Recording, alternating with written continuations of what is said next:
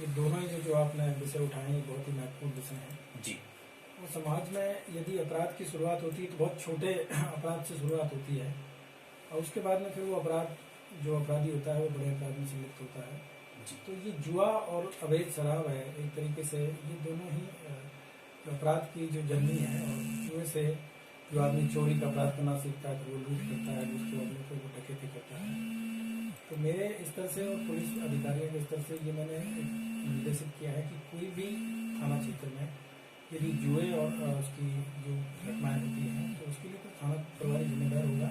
और अवैध शराब, चूंकि आपने देखा होगा कि पिछले कई महीनों में अवैध शराब में कुछ इस तरह की जहरीली शराब भी होती है, उसके पीने से कई लोगों की जान भी चली गई है। जी। दोनों ही विषय बहुत महत्वपूर्ण है और इस पर लगातार पुलिस के द्वारा इसमें कार्रवाई की जा रही है। और जो लोग इनमें संलिप्त हैं उनके खिलाफ हम न केवल उस जुआ एक्ट में और जो आबकारी अधिनियम उसके अनुसार कार्रवाई कर रहे हैं, बल्कि इनमें गुंडा एक्ट की, गैंगस्टर एक्ट की कार्रवाई की जा रही है। और मेरे स्तर से इसमें लगातार एक नियमित अंतराल पे एक अभियान भी चलाया जाता है जिससे कि इस तरह की जो घटनाएं हैं उन पर रोक लगाई जा सके। और मैं आपके माध्यम से जो जनपद के निवासी हैं, जो जिम्मेदार लोग हैं, उनसे ये अनुरोध भी करना चाहूँगा कि उनके क्षेत्र में यदि इस तरह की कोई घटनाएं हो रही हैं और जो भी या किसी भी तरीके से, चाहे वो पुलिस की जानकारी में नहीं आ रही है, पुलिस की जानकारी में हो और उसके बाद में भी अगर उस पर कार्रवाई नहीं हो रही तो उसके बारे में जिला स्तर पर मुझे और जो हमारे राज्य के अधिकारी हैं उनको जानकारी दें और इस तरह के अपराध को ना होने दें, क्योंकि ये इस तरह का जो अपराध होता है ये कहीं ना कहीं हमारे समाज के लिए बड़ा ही घातक है। और समाज में ये जो गंदगियाँ जो आती है जो समाज में जी। उसके लिए बहुत महत्वपूर्ण, बहुत मतलब ये एक तरीके से एकमात्र जिम्मेदार है ये।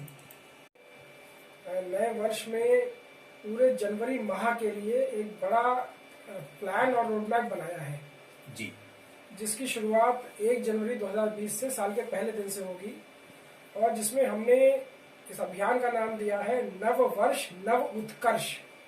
ये ग्रामीण उत्थान का एक प्रोग्राम है जो कि पूरे महीने चलेगा जी। हम पूरे जनवरी माह को उत्सव के रूप में मनाएंगे और इस उत्सव में हम अपने जनपद की प्रत्येक ग्राम पंचायत में अवस्थापना के कार्य कराएंगे, शौचालय बनवाएंगे, अंत्येष्टि स्थल बनवाएंगे, खेल के मैदान बनवाएंगे, संपर्क मार्ग बनवाएंगे, स्कूलों का रखरखाव बेहतर करेंगे।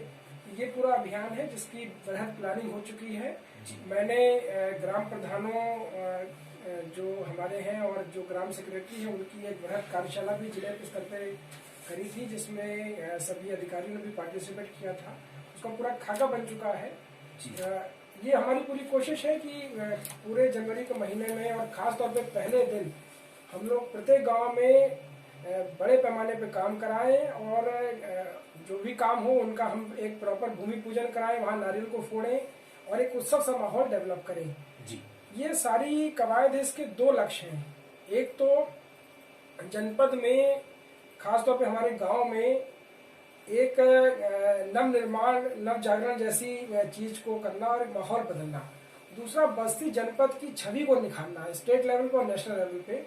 बस्ती जनपद की ऐसी छवि बाहर जानी चाहिए कि ये बड़ा ही प्रोग्रेसिव जनपद है, यहाँ पे बहुत अच्छे लोग हैं, अच्छा काम करते हैं। जी। ये इसके लक्ष्य है।